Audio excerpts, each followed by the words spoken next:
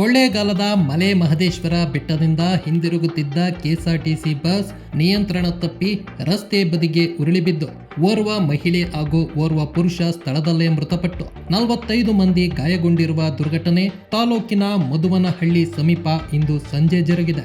ಚಾಮರಾಜನಗರ ತಾಲೂಕಿನ ಕುದೂರು ಗ್ರಾಮದ 62 ವರ್ಷದ ಮಹೇಶ್ ಹಾಗೂ ಕೊಳ್ಳೇಗಾಲ ಪಟ್ಟಣ ಭೀಮಾನಗರದ ನಿವಾಸಿ ಅಂಗನವಾಡಿ ಕಾರ್ಯಕರ್ತೆ 60 ವರ್ಷದ ಪುಟ್ಟ ನಂಜಮ್ಮ ಮೃತ ದುರ್ದೈವಿಗಳಾಗಿದ್ದಾರೆ.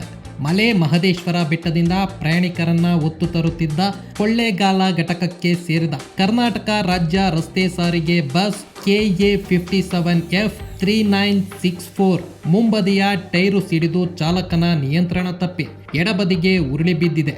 ಘಟನೆಯಿಂದ ಇಬ್ಬರು ಮೃತಪಟ್ಟಿದ್ದು 45 ಮಂದಿ ಗಾಯಗೊಂಡಿದ್ದಾರೆ.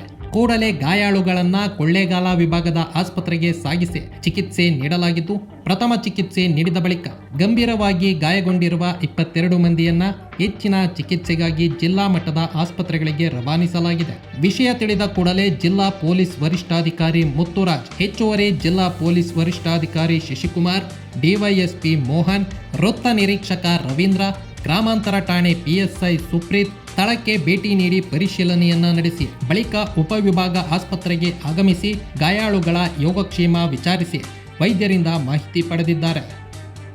S Puttaswamy Honnur, TV8 Kannada, Chamarajanagar.